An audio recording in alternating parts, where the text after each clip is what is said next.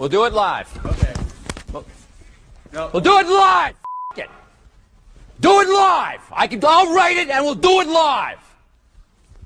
F***ing thing sucks. Yeah.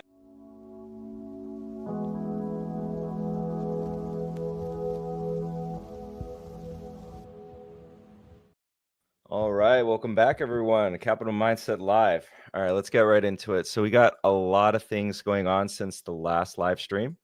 I believe, when was the last time we went live? Like 2 weeks ago or so? Yeah, so we went on a whole spiel about the whole tariff debacle. It feels like you can't really talk about this market. Yeah, April 10th was the last time. So market was fairly deep into the sell-off that started April 2nd, Liberation Day. We weren't as recovered as we are now. So the setup is a little bit different, and we'll get into that.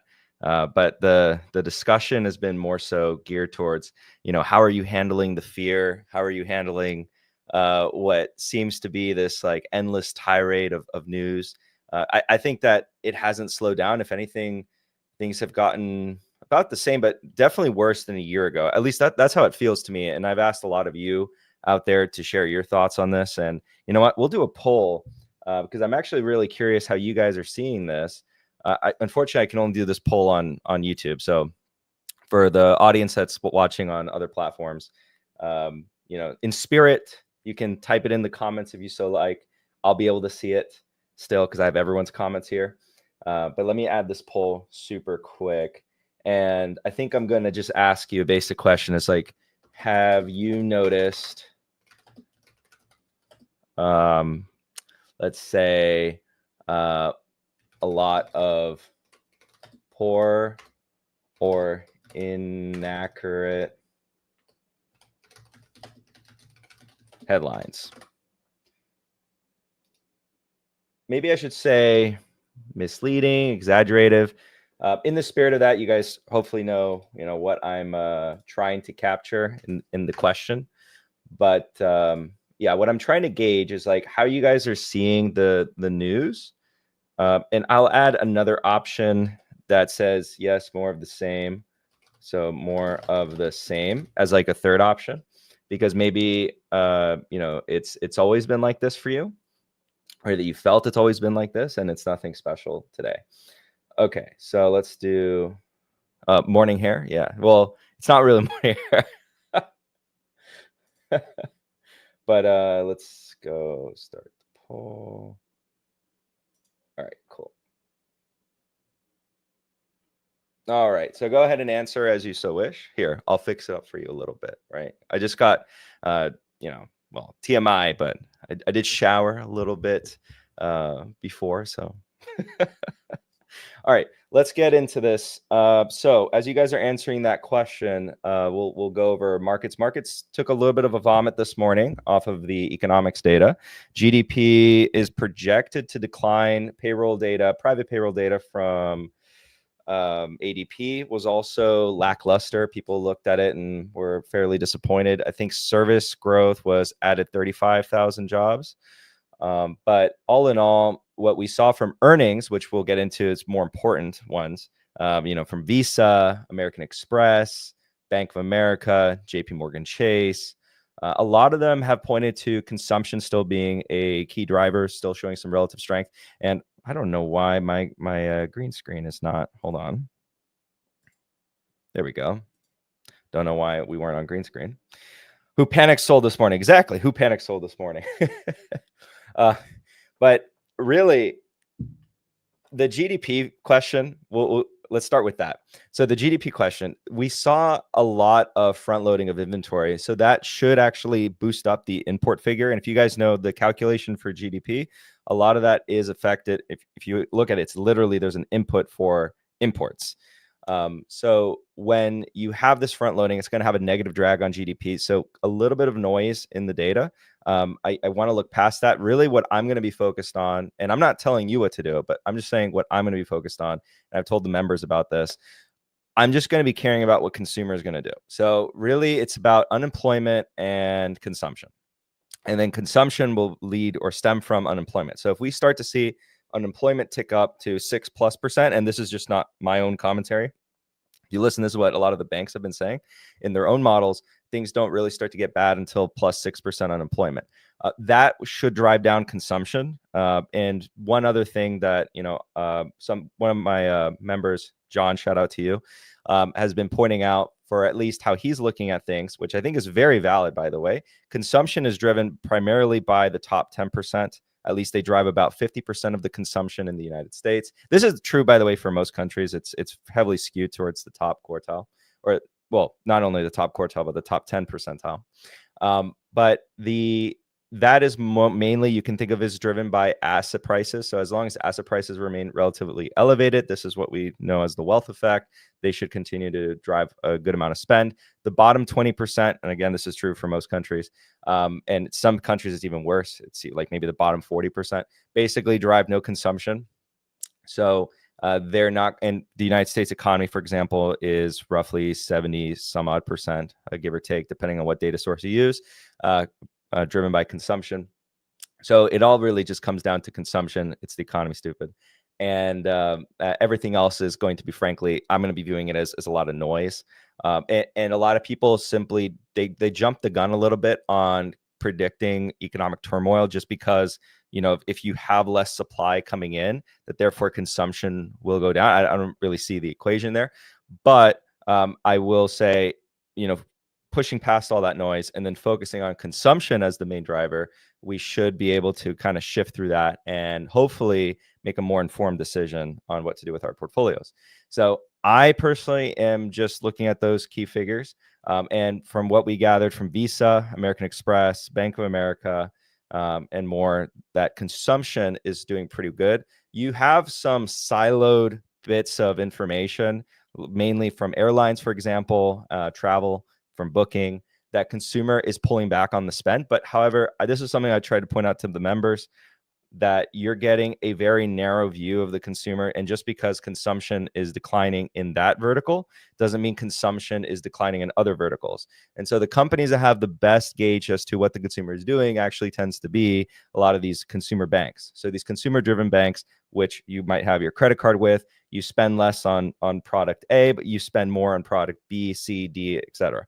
So if you're looking at, for example, American Airlines, and they're saying, oh, well, people are booking less flights, etc., and then they're like, okay, consumer's dead.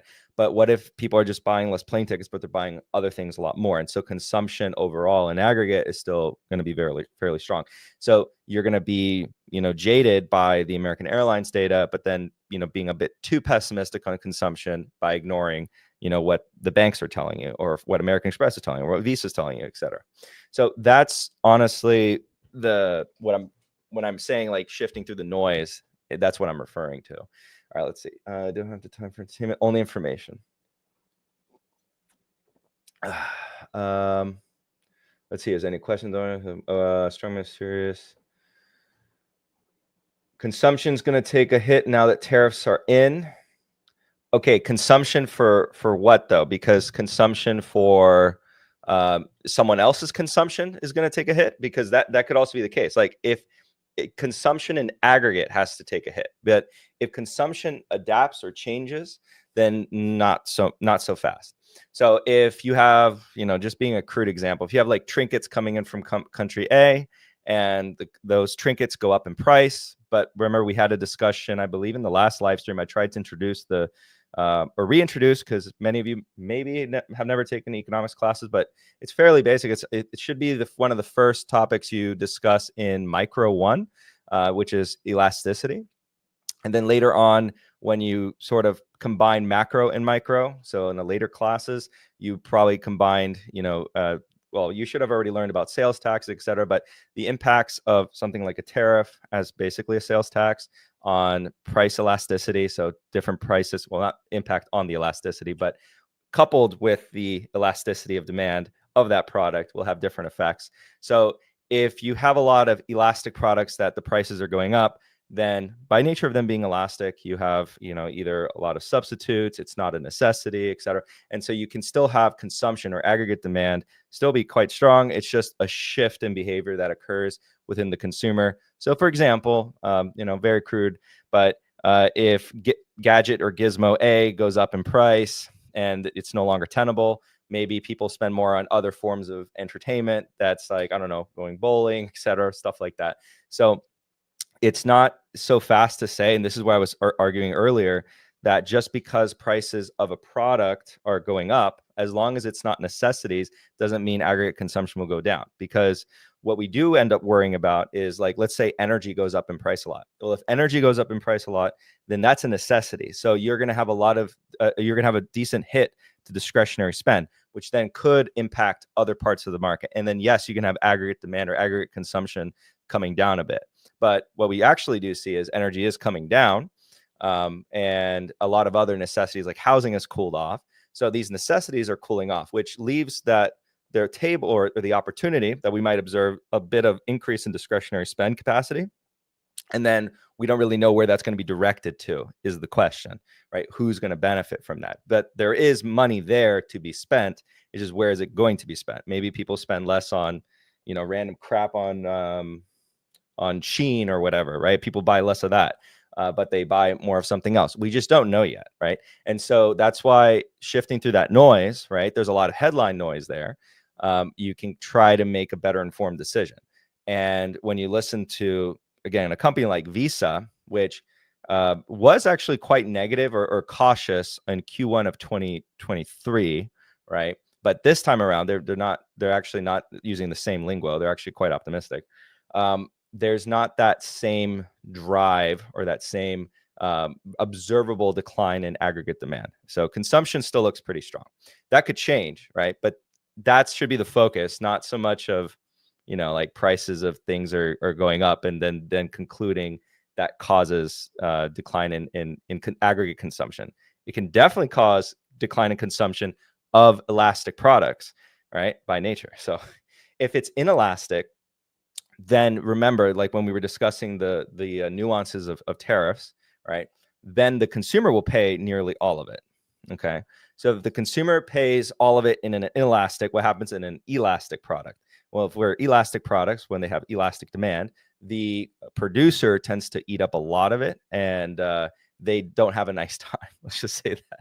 So, no, sorry for buying Funko Pops, ride or die. Okay, true. For you, potentially they are. If I was speaking Japanese to me right now, LOL. Oh, I'm sorry. No, but you can ask me to break something down. That's the whole point. Like, the reason why we do this back and forth is, you can ask me something, I break it down. There's no such thing as a dumb question.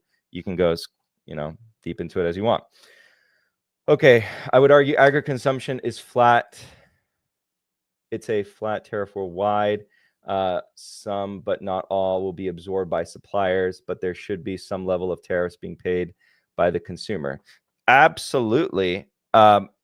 I would argue that, yes, on the flat tariff worldwide, that's just like, adding a sales tax, so to speak, on everything. And yes and no on how much of an effect it will have on aggregate demand. That's like then going to be the question. So yes, on everything imported, but it's also too blanket. And even then, how extreme is it, is the question, right? But if aggregate consumption, because then you could still see a shift in certain respects. Now that shift might be dramatic or not that dramatic, right? But really, it's going to come down to, and it's honestly like a wait and see kind of thing, that what products consumers really want at the end of the day and what they were buying those products for. And, this is a very complicated topic that we could go product by product almost, and you see how long this would take, and kind of trying to figure out or guesstimate, right? Because that's all we're going to be able to do, guesstimate, because it's still a wait and see what the consumers is going to end up doing. But we could have, for example, and this is something that a lot of the banks were saying, and this is why the Federal Reserve should be kind of cautious about it, right?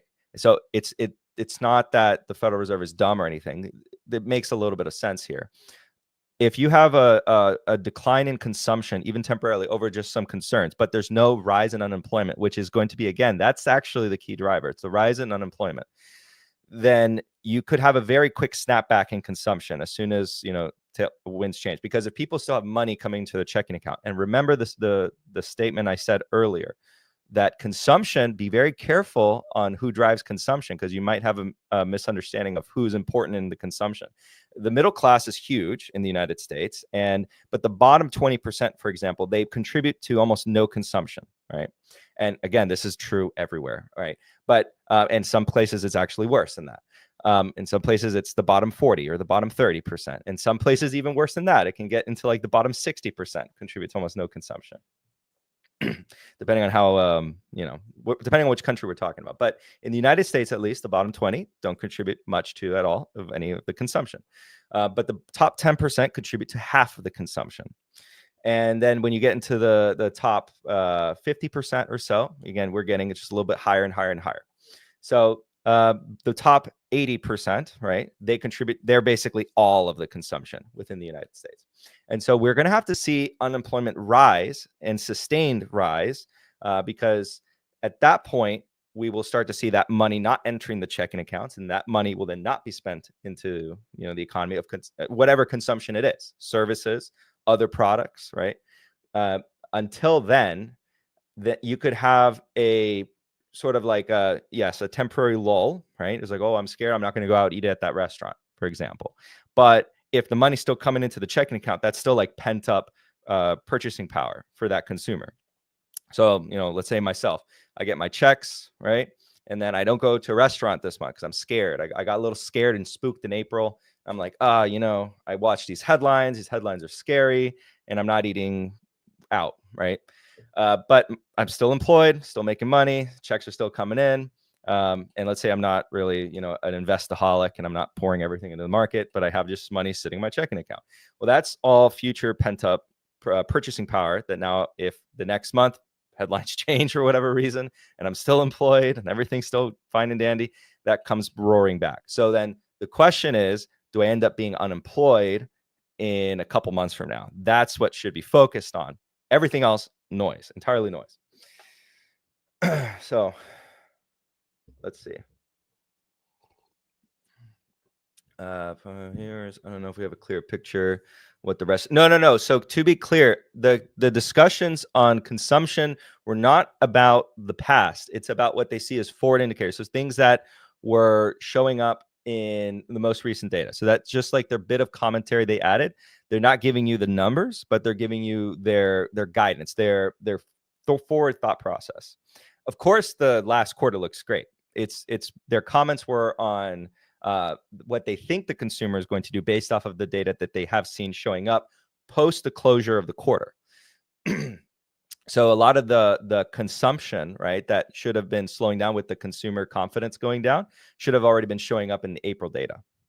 And in March and a lot of the other stuff, by the way, which with inflation, I should actually note this, the inflation going up or prices coming up, a lot of suppliers or stores were actually front loading a lot of the tariffs. So price increases preemptively. I know this because I've been dealing with it myself.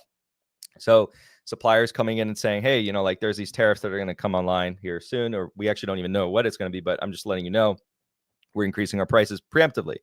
And I'm like, well, whatever. And so you have to try to adapt around. I'm sure many of you in your own fields, if you're in charge of certain things like that, you've experienced that or you have seen that. The other thing that, kind of like, again, there's a lot of noise out there. The trucking companies have all been, seeing a lot of decline, but you just mentioned correctly, there's been a lot of front loading. And also you can play this game with me. Pick up Old Dominion, right?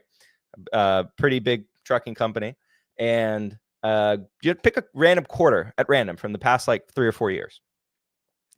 And try to find a quarter where they didn't say, they were having like a pessimistic outlook or cautionary outlook. Just pick one at random. Just play that game with me.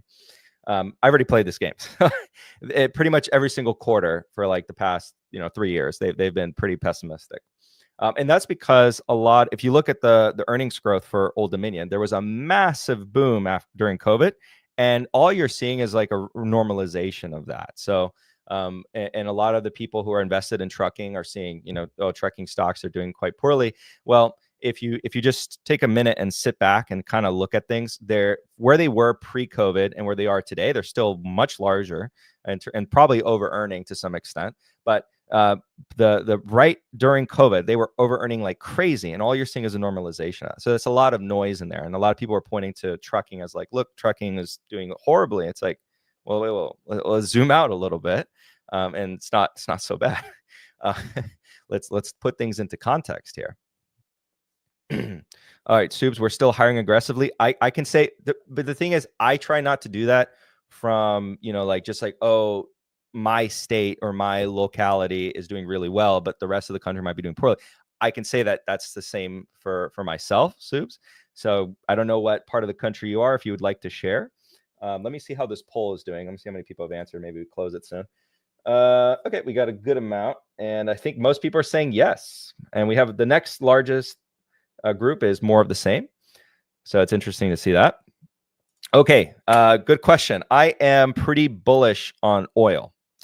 Not like extreme bull, but I'm pretty bullish on oil here. Let's talk about the reasons why. So right now, oil is what is oil at today? Okay, so we broke 60 on crude oil futures. All right, so basically, as we start to break, and I think I said on Strongman's that we could totally see 55, and that is just getting from even I think Chevron's projections as like what their guidance for oil price range could be. But get even at 55, you're starting to get close to some companies out there below their break evens, and so you should start to see supply crunching up a little bit or slowing down as far as new investments go.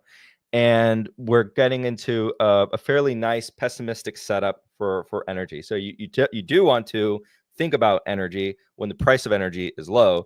And of course, you want to be cautious when the price of energy gets to the point where everyone's saying we're going to see $200 a barrel, right? When Kathy Wood comes out and says we're going to see $0 a barrel or whatever she said, I forget what exactly price target she put on oil.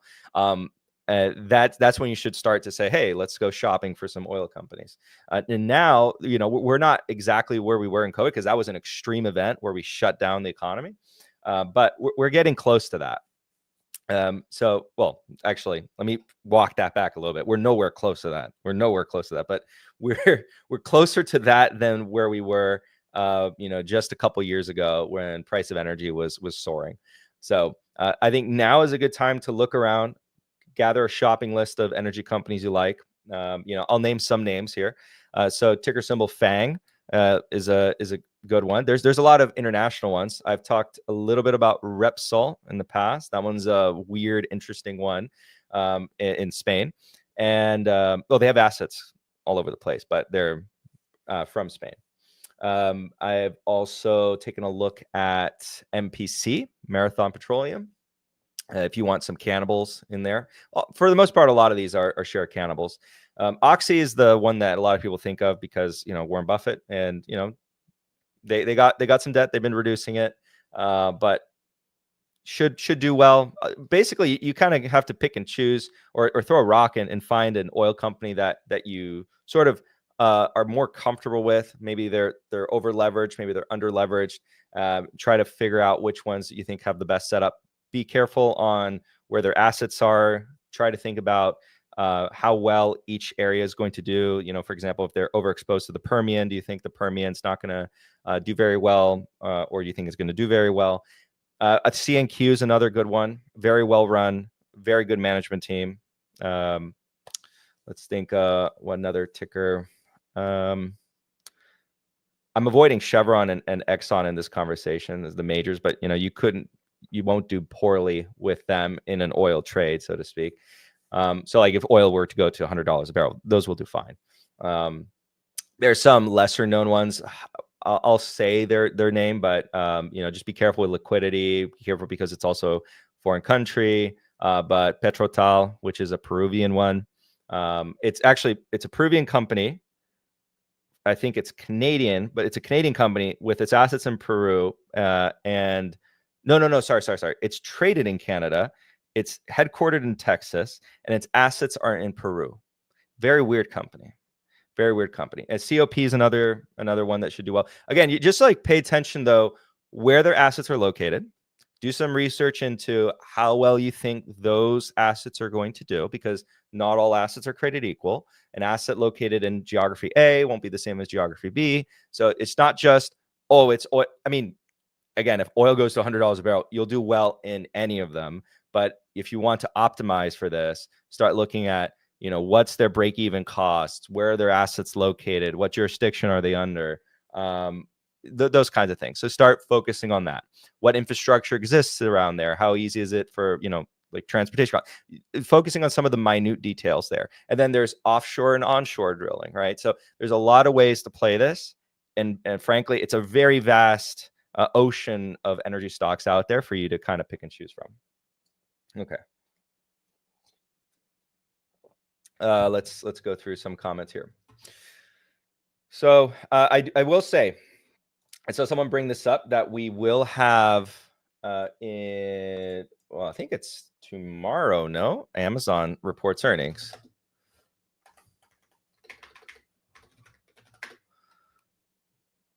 Okay, let's share screen. Yeah, I believe Amazon reports earnings tomorrow. And we saw this morning as a nice little sell-off, and we're sort of like recovering. We're still down 3.25% on the day for Amazon. And I think Qs are, yeah, it's still down 1 point. Well, it's actually recovered quite a bit because it was down 2.5% at one point today. But yeah, so things are kind of recovering a little bit. We'll see what happens. We could end the day green for all we know. Who knows? I know that one of my stocks in the holding co is up like 6%. Maybe it's up only 5% now, but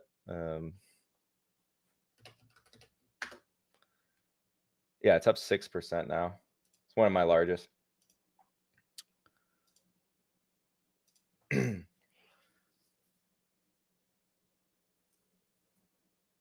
Yes, it's daily TSA screening data.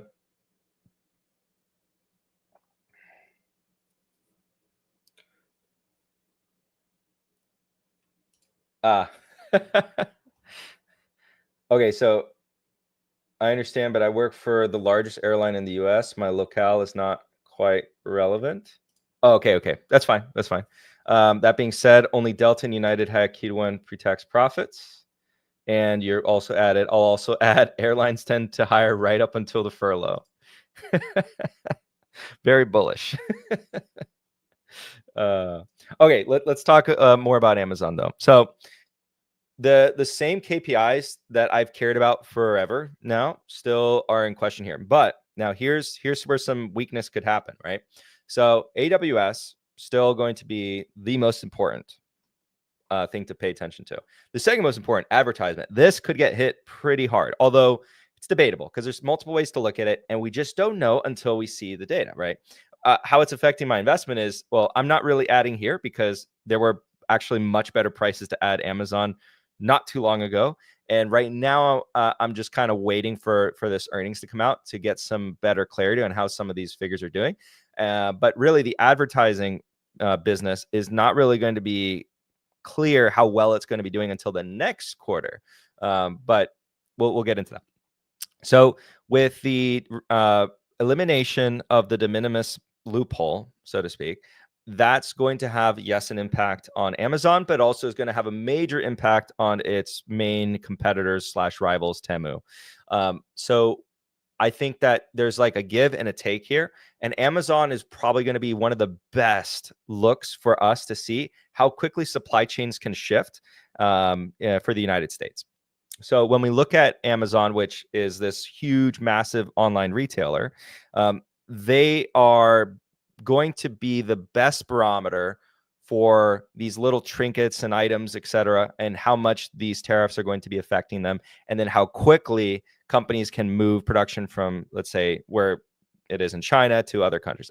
My guess is that a lot of the pessimism that supply chains can't move that quickly is just that. It's a lot of pessimism and noise. And for a lot of products, people will be surprised how quickly, given enough monetary motivation there is, will be shifted over.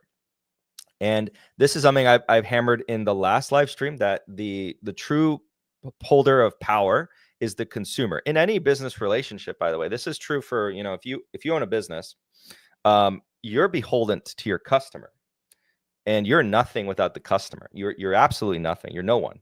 If you don't have a customer, you have no business. You can make whatever you want.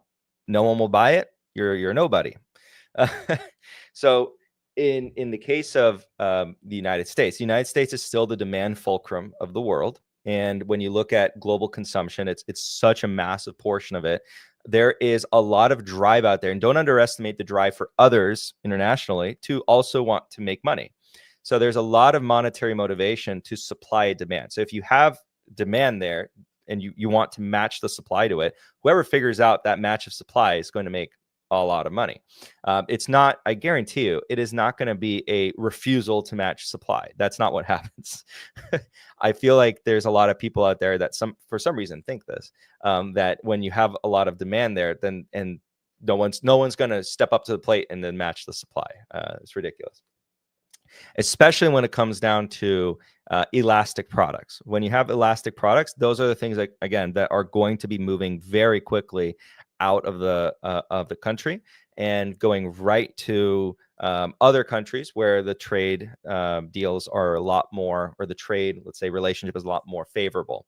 And this is something that I think will continue, right? It started in 2018 and it's continued under multiple administrations at this point. So anyone who thinks that we're going back to pre-2018 is delusional. And at this point, I think companies are getting the message. Now, there's going to be some, hiccups along the way. For example, with Apple cannot move immediately, although this is something I cited as like a blunder in respect to Apple not demanding this of Foxconn, which is a Taiwanese company, to move faster into the likes of India, knowing that at least the beginning of it, which they were exempted in 2018, but despite the exceptions, they moved some. They just didn't move as quickly as they probably should have. And they could have. Do you know why? They could have, because of the speed at which they're doing it right now. So suddenly, when pressed for immediacy, now they're moving very quickly, and then the projections of total iPhones made in India have jumped up quite nicely. But there were years, how long has it been since 2018, right? It's been over 8 years. There was plenty of time for them to have this same immediacy. They just didn't. And so that's a blunder on their management team. Something that Tim Cook actually said, there's not going to ever be iPhones made in the United States unless there exists the automation technology to implement such an ordeal in the United States, meaning there's not going to be these crazy sweatshop factories. And by the way, I ridicule everyone who thinks that that's actually, something that's viable, or even on the other side, people that think that that's something anyone wants. So both sides have some people to ridicule there, because there's some people on one side that might actually think that's a good idea, to make t-shirts and stuff and shoes. And then there's the other side that, is like thinking that that's actually something that anyone who has any serious power truly wants, because I haven't really seen anyone argue that. Okay, so do we want long-term changes that would take place in supply chains when administration changes every 4 years in the United States? Okay, this is a great talking point, because this assumes that there is actually a lot of changes from admin to admin. There isn't really as much of a change as people might think. On the surface, it looks like that, but really, when you break it down, there isn't a lot there. And this is where, it gets to like the joke of, they're both the same party. There's truth to that, right? There's truth to that in the sense that there's a lot more stability than people realize. There's a lot of noise, right? There's always noise. That's the thing. There's always noise. So then people kind of just react to noise. But no, there's a lot more stability than people really do give the United States credit for. There isn't this absolute maniac chaos occurring and changes occurring. Like I said, the aggression towards China has been actually across multiple administrations. It's not just one. It's just different flavors of it. So Biden actually continued a lot. He didn't lower any of the tariffs that Trump put in, and he actually implemented a bit more aggressive policies than Trump first admin towards China.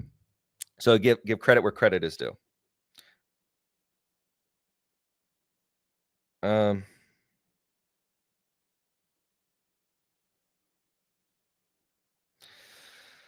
So that would make Foxconn leave. Oh, yes, Milk Shakespeare. Good point. I actually wanted to bring that up. I did see that there was local pressure to not allow them to leave. However, that's out of their control. that's not going to not happen because they've already have facilities in India, and so there's going to be just like further expansion. It's not something they can control really. They can try all they want, but it's not feasible longer term. So yeah, so to answer your question, Steve, it's not as dramatic of a change, and really there's more consistency than people give credit for. So yeah, that's where I'll end with that. Okay, let's see. I'm probably going to end the poll here, and we'll see where we gave in. So we have 50% said yes to the question. Have you noticed a lot of poor or inaccurate headlines? The answer yes.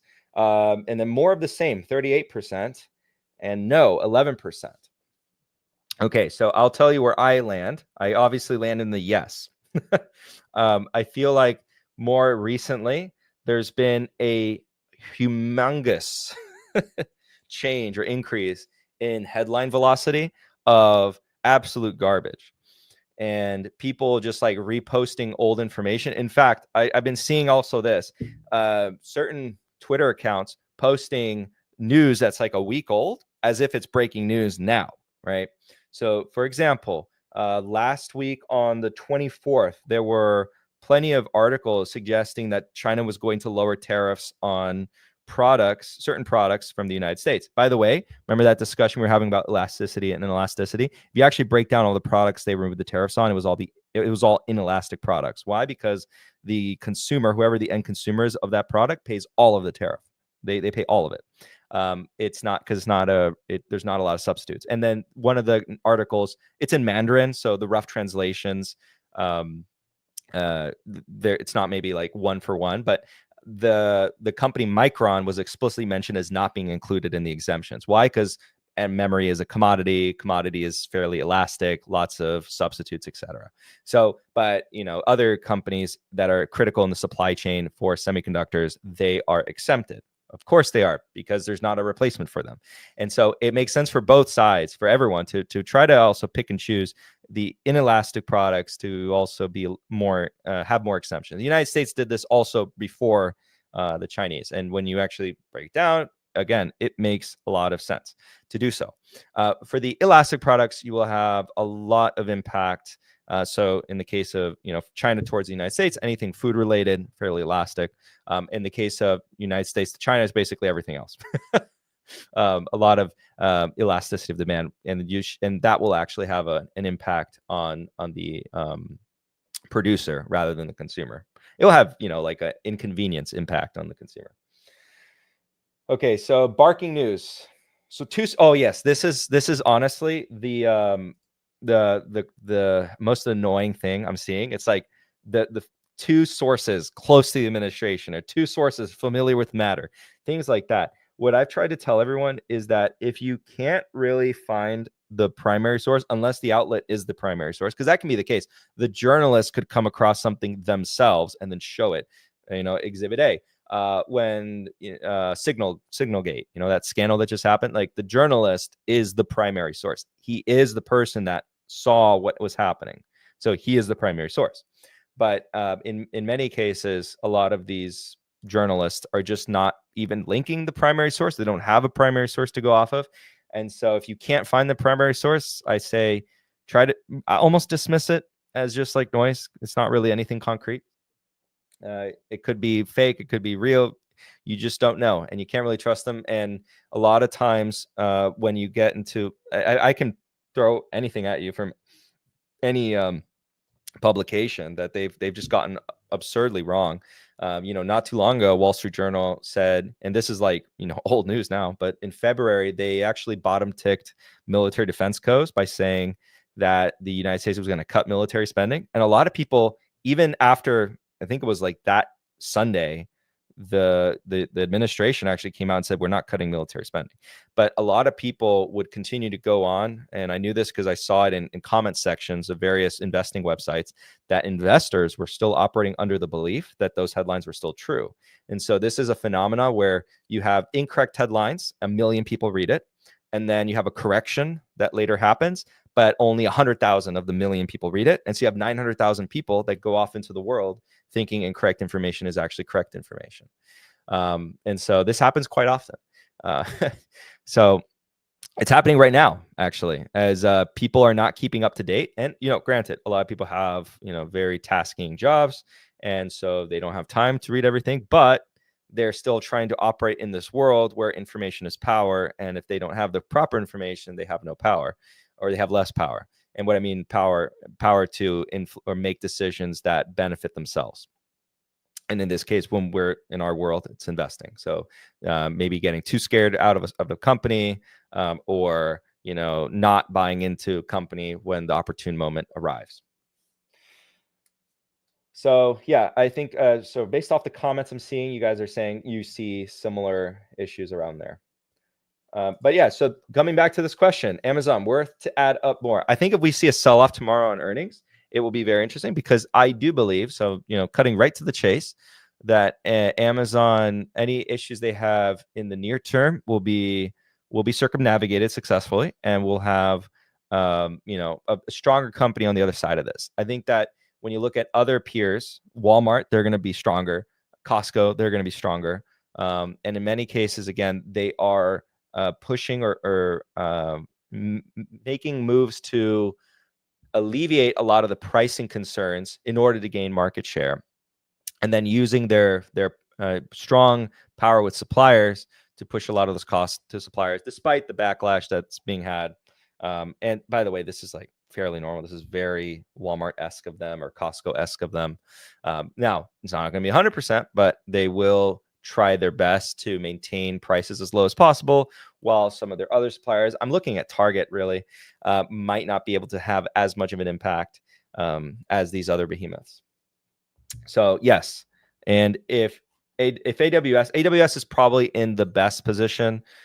Something that was when I was talking to a semiconductor engineer in the club, she was letting me know that, or helping me out understand in the simplest form possible, how difficult it is to produce a working and viable CPU. It's a lot easier to produce an AI accelerator, and a lot of companies will have their own AI accelerators by now.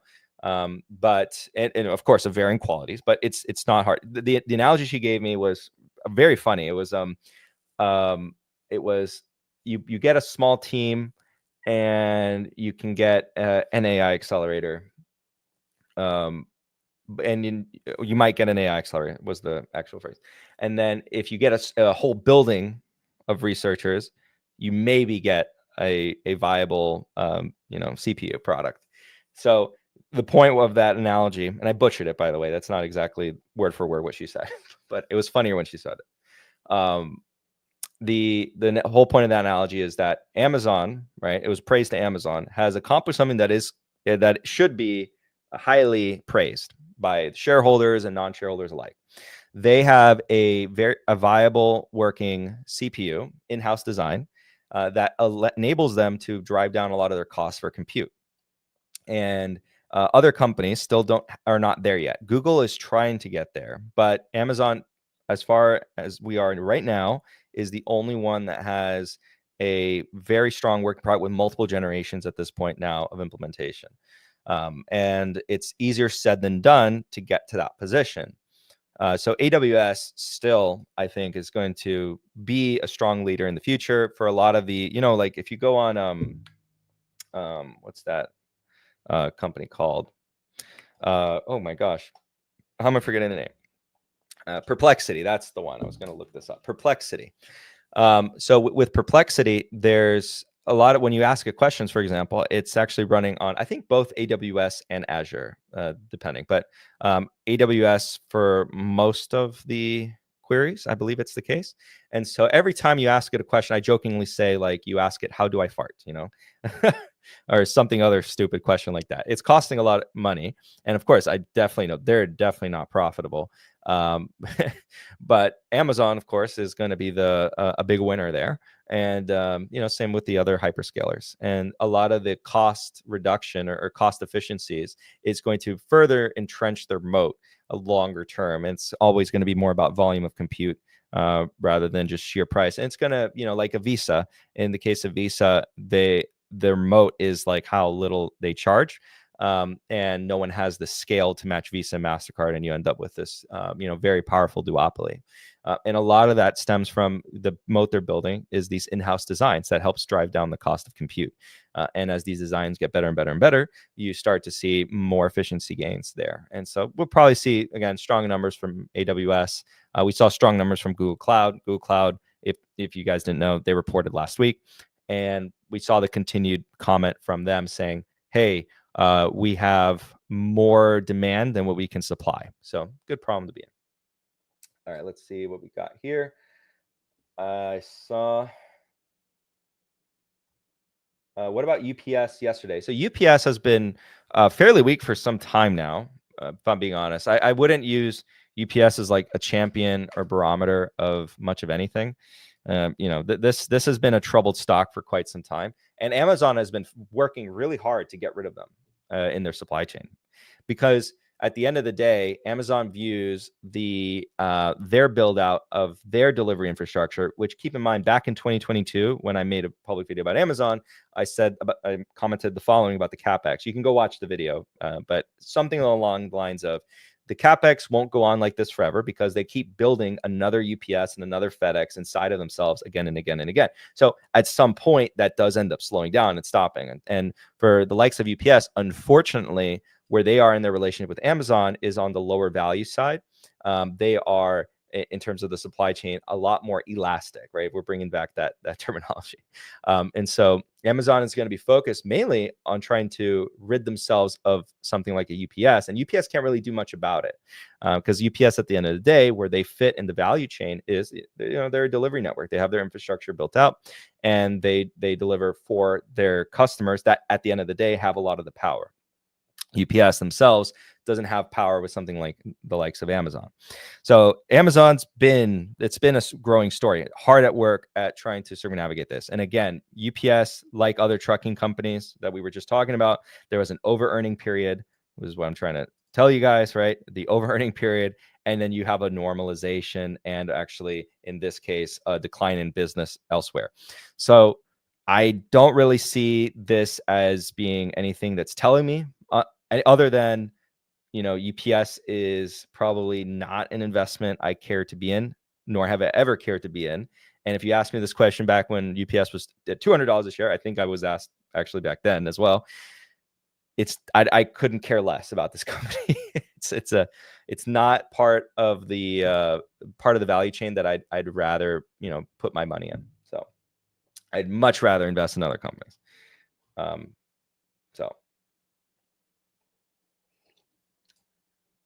Okay, let's see here. What about TSM, NVIDIA situation? Chance to get better or good timing to go out? Okay, so TSM probably is going to be fine no matter what. I've talked about the concerns of a conflict now for months, as far as like bringing it to the surface. But going back as far as last year, I've talked about some hedging opportunities that you could have. But everyone has this number of like 2027 in their heads. And also, I went on Strongman's live stream for the Rue Rabble. We talked back and forth about this. And there's some very valid points that Strongman points out, is that in these actions we're taking, there could be an escalation implied in this behavior. So the United States may push. Oh, gosh, I forget the name. There's a professor who did an interview recently.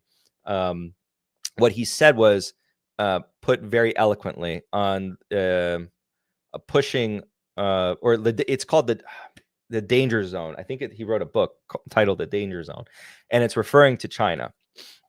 Basically, that right now we are in a danger zone. And he looked at, for example, made historical connections to imperialist Japan, Nazi Germany, et cetera, et cetera, et cetera, where they enter in this danger zone where you have rapid growth and then a deceleration of that growth, destabilization, and then the autocrat will do something a little bit wild, right? That's what everyone is saying, right?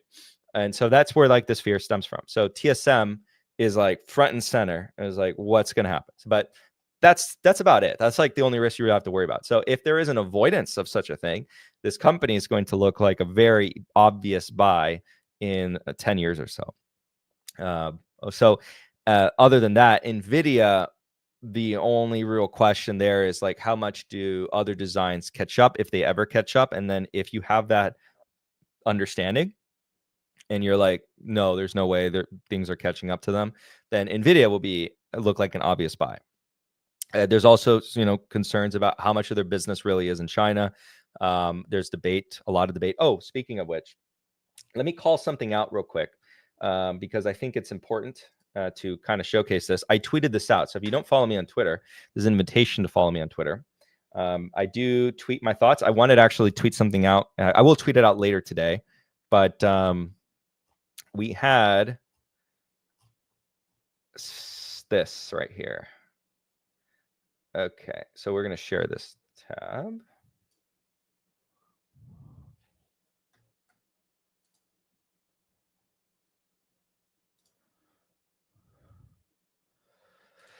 All right, should be a good size for everyone. All right, so this is from one of the episodes of The Compound. So a lot of the members wanted me to watch this. Well, I don't want to say a lot. A few of the members wanted me to watch this episode and kind of react to it live within the Discord.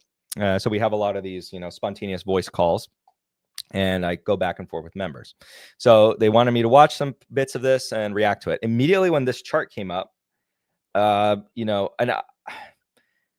something should stick out to you immediately. I try not to read the thing on the side because it gives it away. Actually, whatever. It's already there. All right. So Bacon's actually shouted out in here. Bacon memes right here. I remember this moment. So we were all together talking, sitting, listening to this. And immediately when you see this chart, your bullshit alarm should turn on. Your bullshit alarm should really turn on. You don't have to be. So if you are an investor in KLA, Applied, Lam Research, honestly, and NXP Semi, you could also make the same argument for NVIDIA. An alarm bell should have, rung in your head saying bullshit, bullshit, bullshit. Okay, where is the bullshit? So look at KLA Corp. Look at Lam Research, look at Applied Materials. Those percentages are all wrong, very wrong. And this is I was not happy to see this. I was not happy at all, because why is this a problem? Well, people will look at this, will read this, and the fact that the Compound guys didn't see this is very unfortunate, I would say. Because again, if you are trying to talk about stocks in this space, this is something that you like. Again, as a generalist, you should know more or less like how much KLA's business is in China. You should know that. You should know Lam Research. You don't have to be an expert in KLA, an expert in Lam, an expert in Applied. As a generalist, you should kind of know where most of the major companies have their business. So, long story short, this is basically claiming that Taiwan is China, and they don't have to do this because there are different. For example, why is material is there are different tariff treatments between the two, and just because business goes down with China doesn't mean it goes down with Taiwan. So this is implying that 60% of sales, over 60% of KLA sales, are at risk. And so as an investor, let's say if you're an investor and you believe that, stop investing and literally just index fund. Just going into an index fund. There's nothing wrong with that, but you're not cut out. But KLA, 60% of the revenue is not at risk. It is a good chunk, but it's not 60%. And so you look at this and you're like, wow, Applied Materials, half of their business is at risk. So I'm going to avoid investing in Applied Materials. Or you're dumber than that. I'm going to short Applied Materials because 50% of their business at risk. Now, the price movement short term will, do whatever it does, and you might be right for the wrong reasons. But operating off of that information alone, you're going to be operating effectively blind. You might have just not looked at this chart and not known this information. You would have been actually probably better off. Or Hopefully, you are an investor that just goes straight to the company and reads their own financials and presentations. And by the way, this data is provided by Bloomberg, and Bloomberg was criticized back in 2016 when he was first running for president. He was asked upfront his thoughts on China, and he would not answer anything negatively. So there is a lot of issues I have with the source of this data, and it should go to show you that be very careful as to where you get your data. Just because they have a reputational or name with a lot of reputation does not mean that it's good. Be very careful. All right. So always just go directly to the company. And even when you go directly to the company, you have to put a critical eye to it. So, for example, in the case of NVIDIA does break down, their exposure to various countries, and there is debate. It is not entirely clear as to exactly where the end demand is. And this situation has happened with NVIDIA in the past. So this is to kind of address the issue of transparency and the true importance of doing deep research into a company. But NVIDIA, for example, when the company Direct Source said that the crypto business was not material, right? You guys remember that, or we all forgot about that back in the 2010s, right before COVID? Everyone forgot? All right. But anyways, NVIDIA back then said, hey, crypto's not a big deal. It's not a big part of our business. It turns out it was, right? So even when it comes from the company, always add a critical eye. Like, wow, it's like blatantly incorrect. And that's why I said immediately when you see this chart, your eye should immediately say bullshit. Just with the following three. And then now you have to go ahead and I would hopefully say you don't have Gelman's amnesia and say, okay, because they got this wrong, right? And I know about this. Now I'm going to forget that they got this wrong and just like trust everything else they say. No, you shouldn't. You should hopefully have a wake up moment and say, I should probably look into things every time it's told to me, rather than just saying, oh yeah, it's probably true. But this is just like absurdly incorrect. So it could make some investors make the wrong decision. So hopefully everyone just ignores this. And the fact that they didn't catch that was very surprising. Having them, they themselves claim, right, to have a good generalist understanding of stocks. No, you don't. You really don't. This chart immediately should be like, wrong. And this one, debatably wrong. I'll give them that. Debatably wrong. And then a few others if we really break it down. Like Tesla's is accurate. Texas Instruments, debatably, I got to look into that one. But you would pretty much have to look into a lot of these. For sure, Wynn Resorts is correct. Las Vegas Sands is correct. MGM Resorts is correct because that's all Macau, right? Oh, Midas is being very wow. Minus 10,000 social credit score. Wow. All right, but yes, TSM is milking cash nonstop. Unfortunately, I don't have a take on Rocket Lab, but yeah. All right. Oh, okay. So what's my take on SoFi now? So there was a live stream, I believe, earlier this year where I said one of my members who's very knowledgeable about fintech, was actually presenting me with alternative viewpoint on SoFi. And it's not a question about the valuation, or it's not a discussion on valuation. Valuation is going to be very important in this discussion, but putting that to the side, the company itself, and I'll tell you with this recent quarter, I further even entrenched myself in the redaction camp. And again, I don't really care about being right. I care about making money. But with SoFi, they've done something. They've transformed, or not transformed. They've moved in a direction where I have to lessen my concerns of it. It just is what it is. What they're doing is, I think, good. What the management's doing is good. Their deal with Blue Owl is going to shift a lot of the more toxic side of the personal loan business off onto Blue Owl's balance sheet, onto their investor base. And the shift to more fee-based income is actually positive, right? This is actually a good thing. And so you have to, if we're honest people, give praise where praise is due. This is a good move from the business. So going forward, if SoFi continues on that trajectory, they could be in a really good spot longer term. And so the valuation is a separate question. It's like, okay, well, are they overvalued or undervalued for that? At the end of the day, we're still looking at, a bank, and the fintech stack is going to be a pretty good cash cow.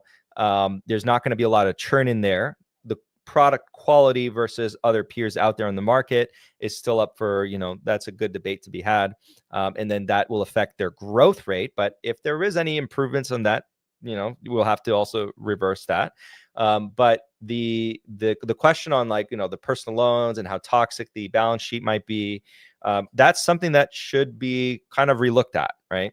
And while it's still, heavily geared towards personal loans, the shift from a lot of interest-based income to more and more fee-based income is very positive. And so if you're an investor, I'm not an investor, but if you are an investor, look for that as sort of like this guided improvement, right? And if that occurs, I would be very happy if I was a shareholder. So if you own this before they were looking in this direction, or if you somehow knew they were, because when I heard a lot of the arguments from SoFi Bulls, none of them were really making that concentrated of an argument, or at all actually, on the shift to more fee-based income. A lot of them were arguing just like on the spreads they were generating, or the interest income they were generating on the spreads. But again, the discussion was not being focused on the potential toxicity of personal loans. But now that they're shifting a lot more towards, I think the number Noto gave was like of the 100 billion, right? They're going to focus on keeping a small portion. And I think the number he gave was like 20 billion as an example. And then 80 billion that they reject now, they're going to actually shift more towards offloading that as leads, and then they're going to generate a transaction fee, which is very good, by the way. That's a good business to be in. And it's similar to Pagaya, which is another one. Pagaya doesn't have the banking relationship though. So with the banking relationship, you have another more strings to tug, and there's a lot of improvement to be had because I think their credit card product is not very good. They don't have the best user base for the credit card product. So I kind of want to see, again, if I was a bull, if I was along here, I'd want to see improvements there. There could be improvements, and trying to go a lot more for matching what they say with the affluent crowd.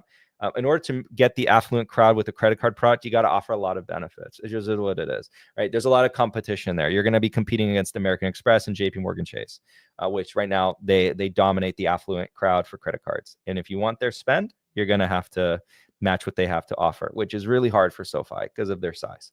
So for now, the credit card product is like meh, right? And the average banking relationship there is also, it's a mixed bag in my view. It's not a high net worth basket, but the idea is you establish the relationship early, and then they eventually, the next generation, you'll have a high net worth basket, which could be true, right? That's not untrue on its face alone. That could end up being the case.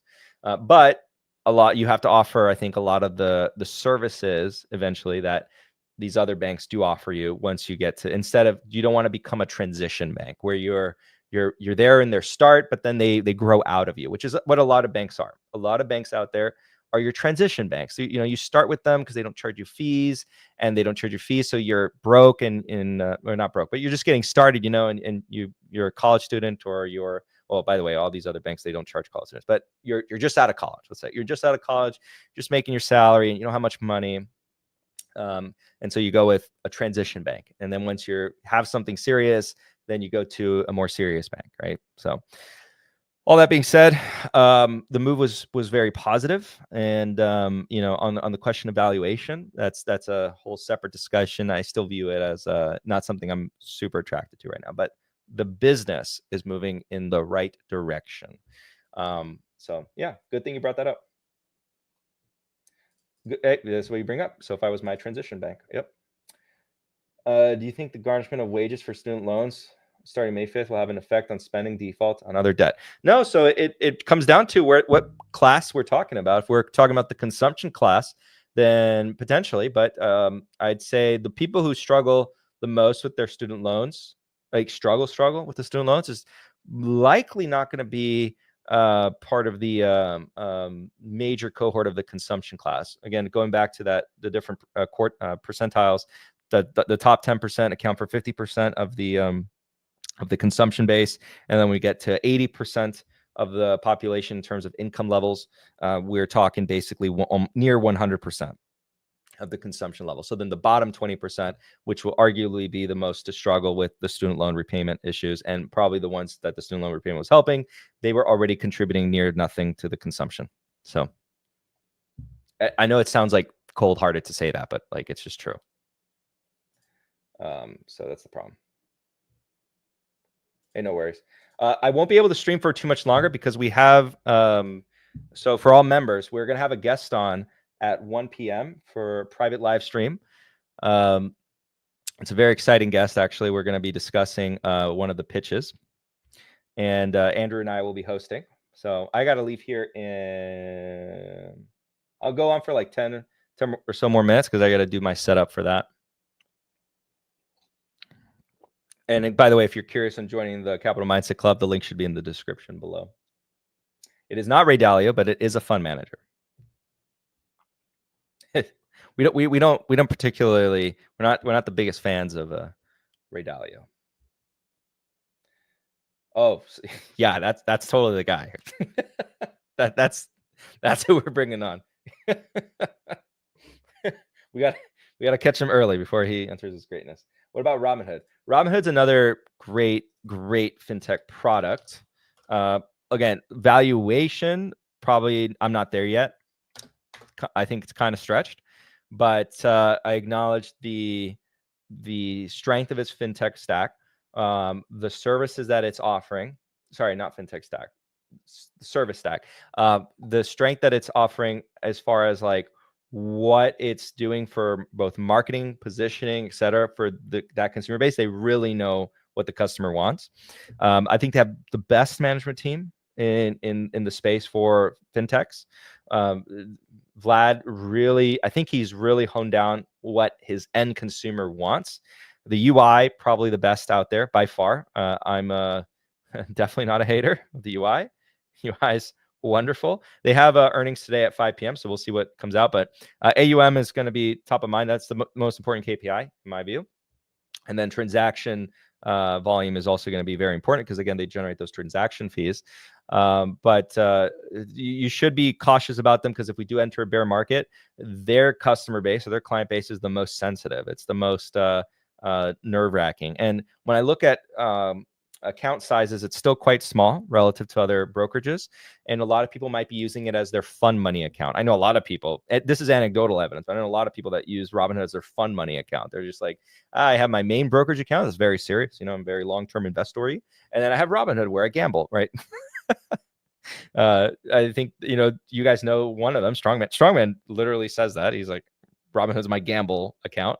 And then he has everything in you know, Vanguard, right? Which is serious money. It was like $600 or so in Robinhood. But not everyone's like that, of course. You have some people who have their whole portfolios in Robinhood, which as a broker, it's fine. I don't think it has everything you would possibly want, but no reason they couldn't get there. No. You got the numbers wrong. No. 80% do all of the consumption. All of the consumption. I don't know why you heard 80% do none of the, no. 80% do all of the consumption. Good thing I caught your comment because you would have left here confused. So 80% pretty much are all of the consumption. And then in the bottom 20, they're doing almost none of the consumption. They're doing a small percentile of the consumption. And the consumption includes basically necessities.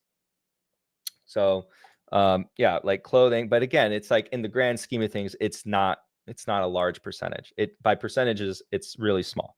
And so when that bottom 20% doesn't do fairly well, or you see a contraction, you don't end up seeing it in the data at all. Like, so here's an example, right? Dollar General for 3 years. And I'm not saying they're lying, right? It could be telling us the truth. And I'm trying to bridge the reason as to why you didn't see it in the consumer data, right?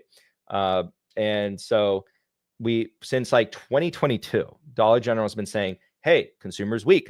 What is the average consumer for Dollar General? 40K a year earner, right? That's from their own reporting. And then, so why didn't we see that at all in the consumption data? We looked at the consumption data. It was really good. It's really strong, really healthy. Well, because when you break down that cohort is basically none of the consumption, right? And so if you see weakness in Dollar General's cohort, you will basically gather nothing from that, right? There'll be no tangible information other than that cohort is not doing well. But if the other cohorts are doing well, which is I like to say, you could argue, if we're being, again, I'm not trying to be like mean about this, but like 80% of the population, we call that the consumption class. And so that's for the United States. The consumption class is 80% of people. And then the bottom 20%, that's the, they're getting by class. And so their consumption is muted. And then the 80%, their consumption is everything. And so for Dollar General, you could have their consumer struggling, and then you will not see that at all in the data. It'll be like a little blip, right? Effectively. Any quick thoughts on the Discord IPO? Ooh, I mean, I don't know, man. We're going to find out how much they're burning. I think if Microsoft had bought them out, that would have been an okay outcome, but I don't know. Microsoft would just want your data. They want my data. You know what? Let Meta buy them out. Give me better ads. I want more targeted ads. I want Meta to start predicting. Oh, I realized I wasn't even sharing this with you guys. They pump up cosmetics. They've been pump up cosmetics. Oh, yeah. Okay, so as far as earnings for this week, we have a couple heavy hitters. I mean, we have Meta, Amazon. Meta ran up more than Google on Google's earnings. Hilarious, by the way. And there's I think a lot of optimism built into Meta, although there's a lot of question marks on Meta. So Meta is going to be losing their advertisement from Temu and a few others, likely. But one of the guys in the club he works in advertising, or digital advertising to be specific, he's made a point of addressing that it looks like Meta's targeting algorithm for advertisements has actually gotten better. He's seeing better efficiencies being had. So I found that interesting, and that's like on a versus last year change. So ads are getting better and better and better as far as targeting goes. There's just a lot of scary noise. So one scary noise, Europe, right? What's Europe going to do? Oh, and then this like new lawsuit that showed up in Europe, basically nullifying Meta's entire business model, but it's likely just politically driven, and will of course be appealed. And then there's, of course, the question of tariffs, what it does to, all e-commerce, right? There's Temu that's going to probably go offline to some extent. Shein that's going to go offline to some extent. But also maybe not, right? Because just because there's, a company is quote unquote struggling, doesn't mean they actually cut down on ads as much. A lot of people think that intuitively, but one thing you want to be careful about doing is cutting down on the things that get you in front of the customers, because the worst thing you can do when you're struggling is to just have less sales. So it's not as clear as like how much advertising does get cut. It's not like as Armageddon-y as people might, point it out to be. And also, we just don't know how much ad spend is going to be then absorbed by other industries. Because like I said, at the end of the day, it's going to come down to consumption. What is aggregate consumption going to do? If aggregate consumption comes down, okay, be worried. But if aggregate consumption stays relatively the same and people are just consuming, they're just changing their habits on like what they're consuming, then that means some other business is doing better, and that other business wants to accelerate how well they're doing and might want to advertise more, whether it be like, things like localized services, for example. I don't know, right? So who's more important to Chinese tariffs right now, Meta or Amazon? Probably Amazon. Yeah, probably Amazon rather than Meta. Because I think with Amazon's advertisements, a lot of it is from, their products that they sell, and they're third-party sellers, which a lot of them are, from China. So that spend might come into question. But again, we get back to like, okay, what do you want to do as a seller? If you're trying to move inventory, are you going to cut down on ad spend when you're trying to move inventory? Or are you probably going to keep that about the same, because the last thing you want is to realize a decline in sales? And what prisoner's dilemma? What if you do that and your competitor doesn't? And your competitor gets a lot more market share, right? So it's more complex than people give it credit for. So it's tough. It's not easy. It's not clear. It's not obvious, right? There's so many moving pieces in all of this, right? So that's what makes it really difficult. And that's why there's so many differing opinions at all times with any stock, right? I can go back to all the stocks I've ever talked about here publicly on YouTube, which, by the way, I know I've been saying this, but I am trying to really get a schedule down to get videos out, because I know man, just like with everything, it's tough. It's tough to find the right time to get videos out, but I really want to get videos out again and get into a sort of steady cadence of videos. But work gets chaotic, hectic, busy, all of the above. And unfortunately, it's not like a full-time opportunity as of now. So there's YouTubers that can pump things out every day, right? And I was talking this with Strongman. It's like you can't do that. It's tough. If this was like, it'd be well, I don't even know if I'd have fun doing that, honestly. But I'm gonna really try, or continue to try. Let's say that, continue to try, because I've already tried before, and it's just like, you get tired, man. Your brain is just like completely drained by the end of the day sometimes, and you're just like, all right, time to record a video, I guess. You're just like, no, I just want to sit down and relax. And then on top of that, obviously, since I'm an individual stock investor, it's like I have to find time to research. So, take priorities. But with that being said, guys, I think I'll cut it off here, because I got to get ready for the members live stream. And if you guys are curious to join the Capital Mindset Club, the link is in the description below. Otherwise, I'll try to see you guys here next week, or maybe I do a live stream before then. I don't know. We'll see what happens. Really try to depend on like the events of the day or the week. That being said, guys, thank you guys so much for joining in. And there's a last question. So thank you for sharing. No worries. And the question: Google feels like Meta back in 2022? No, it's nowhere close. Meta was trading at below 10 times earnings. Google is still trading in the mid-teens. It's cheap, but it's nowhere near the same. Google would have to fall to roughly $80 a share for you to have a Meta moment, so to speak. So it's not there yet. Cut it by about like half from where it is now, and you have your quote unquote Meta moment. And again, the assumption has to be that there's just so much BS noise, which is what happened to Meta, which there was so much bullshit noise, and that can happen in a broader sell-off. Usually if there's a bull market and something like that sells out, it's for, more often than not, it's for good reason. But when there's a broader sell-off, you can have a lot of things slip through the cracks where things are exaggerated more to the downside than otherwise. But right now, it's just we have a broader sell-off, so we have been getting fairly good prices on Alphabet, but we haven't gotten that just ridiculous pessimism that we saw in Meta. Meta was people were making up complete bullshit on it. Same thing with Netflix, complete bullshit arguments for Netflix. On the face of it, just complete bullshit. The data was not supporting anything a lot of people were criticizing Netflix of. So, but it is cheap though. Alphabet's cheap, and they continue to sort of defy some of the odds.